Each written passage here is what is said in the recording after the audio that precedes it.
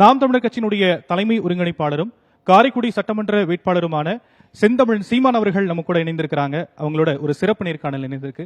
Sir வணக்கம், எப்படி இருக்கீங்க சார்? வணக்கம், நலமா இருக்கேன். நாம் தமிழர் கட்சி ஆட்சிக்கு அமைக்கிறோம் அப்படின்னும் போது மத்திய அரசுடைய ஒரு இணக்கமான போக்கு, மத்திய அரசுடைய ஹெல்ப் இல்லாம, அவங்க கிட்ட இருந்து ஒரு நிதி இல்லாம நம்மளால தண்ணீராய் செஞ்சிட முடியும். இல்ல it's wrong, it's very wrong. இது பேசிக்கலி ராங். மத்திய அரசு தான் மாநில அரசுகளோட இணக்கமா இருக்கணும். நான் வந்தா என்னோட இணக்கமா, ரெண்டு பேருக்கும் அது பொருந்தும் சார்.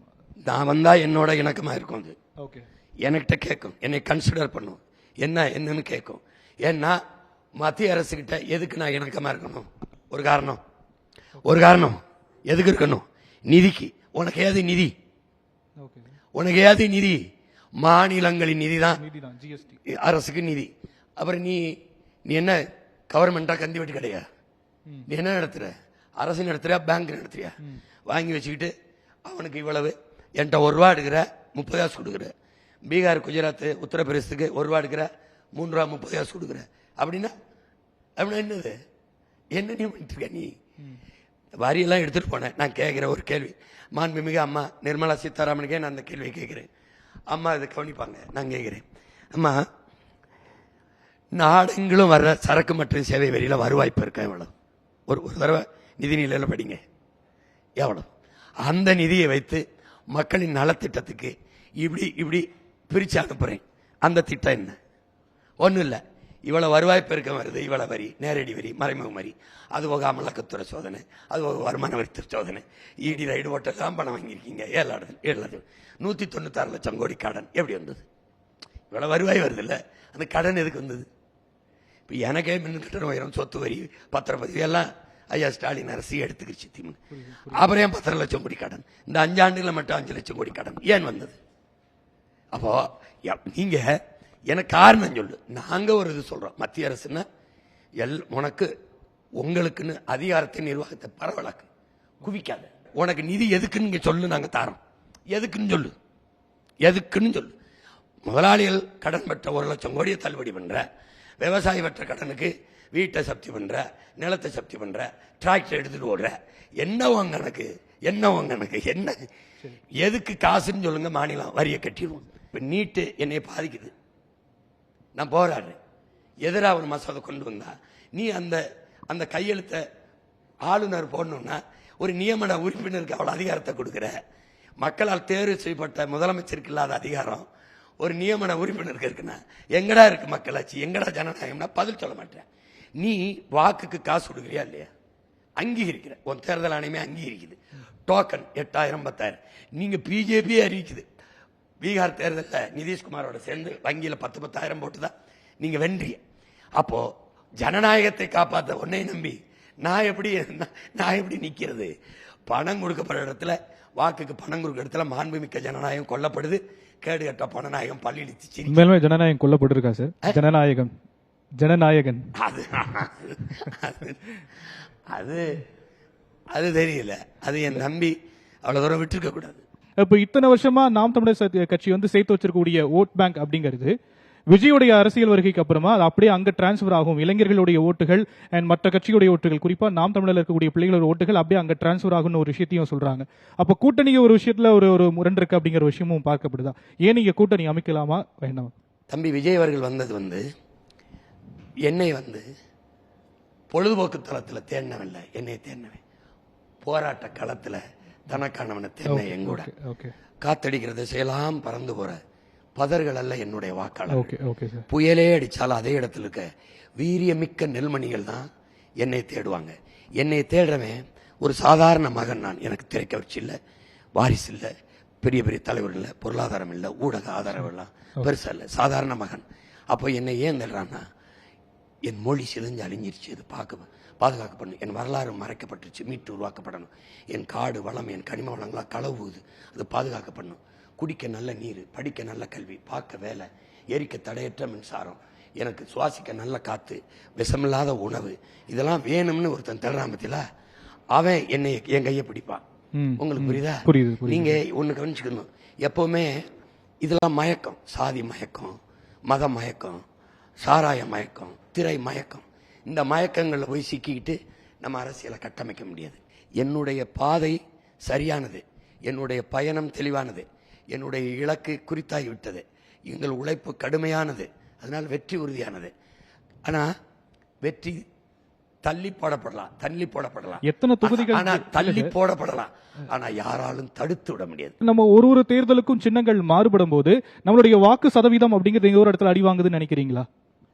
உறுதியாக இருக்கும். ஆனாலும் நான் சின்னத்தை நம்புறேன் இல்ல, என் எண்ணத்தை நம்புறேன். குக்கர் ஒரு நேரத்தில் ஐயா தினகரனுக்கு இல்ல, போட்டி இல்லாதனால கூட்டணி வச்சோன்னா அதே குக்கரை கொடுத்துட்டீங்க. மிதிவண்டி சைக்கிள் ஐயா ஜி கே வாசன் அவர்களுக்கு இல்லை, கூட்டணி வச்சோன்னா கொடுத்துட்டீங்க. அப்போ எங்க உங்க ஃபர்ஸ்ட் கம் ஃபர்ஸ்ட் சர்வ்? மாம்பழத்தை எங்க ஐயா கூட்டணி வச்சோன்னு அவருக்கு கொடுத்துட்டீங்க, அன்புமணியை கொடுத்துட்டீங்க. அப்ப இதுல இருந்து உங்ககிட்ட ஜனநாயகம் இல்லை, சம வாய்ப்பும் இல்லை, சம உரிமையும் இல்லை. நீங்க ஜனநாயக எதிரிகள்.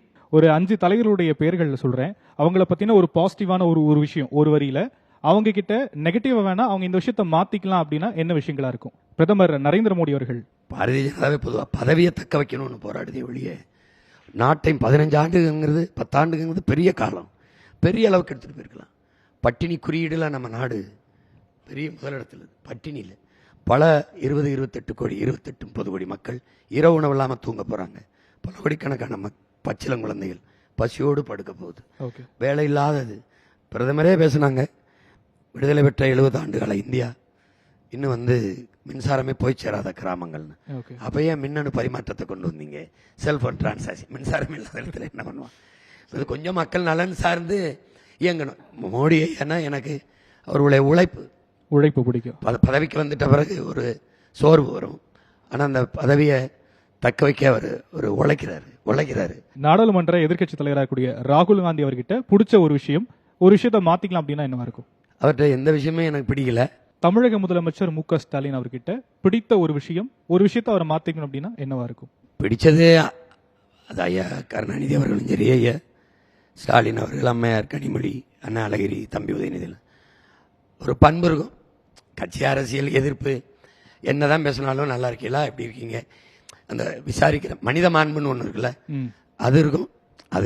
அது அவசியம். அது அவசியம். ஒரு விஷயத்தை மாத்திக்கலாம் அப்படின்னா மாத்திக்கலாம்னா இதுதான், மக்களின் நலன் சார்ந்து சிந்திக்கணும். தமிழக எதிர்க்கட்சி தலைவராக இருக்கக்கூடிய எடப்பாடி பழனிசாமி அவர்கள் கிட்ட பிடித்த ஒரு விஷயத்தை அவர் மாத்திக்கலாம் அப்படின்னா என்னவா இருக்கும்? ஒரு இயல்பான பேசி பார்க்கும்போது நம்ம உறவினர் மாதிரி இருப்பாரு, நம்ம சித்தப்பா பெரியப்பா அப்படி இருப்பாங்க.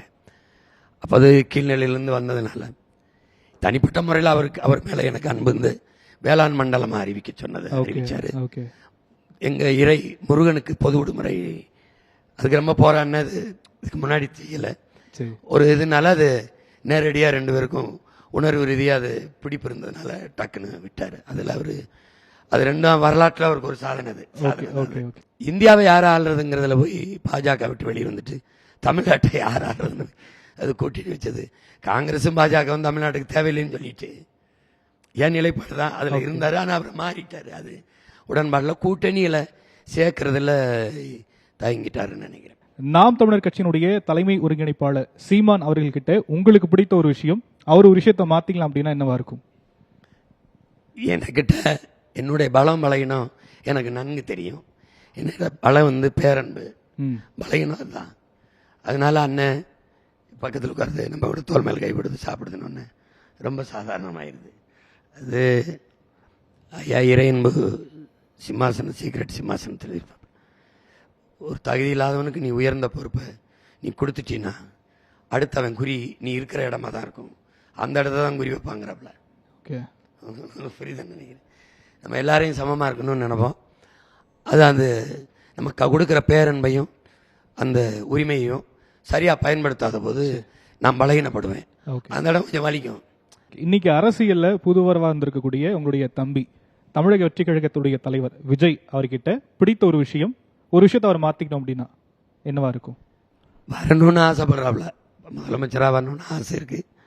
அதை நம்ம நானே வரவேற்றதான், அது ஒண்ணும் இல்லை. கொள்கையில ஒரு உறுதியான நிலைப்பாடை எடுக்கல. இலவசம் வேணாங்கிறாரு, திருப்பி அவரை அறிவிக்கிறாரு. கொஞ்சம் கவனமா பண்ணணும். அது என் தம்பி இன்னும் கொஞ்சம் தயார் பண்ணிக்கணும். இவ்வளவு நேரம் எங்களுடைய கேள்விகளுக்கு பதில் கொடுத்தமைக்கு ரொம்ப நன்றி சார். நன்றி. வாழ்த்துக்கள். நன்றி.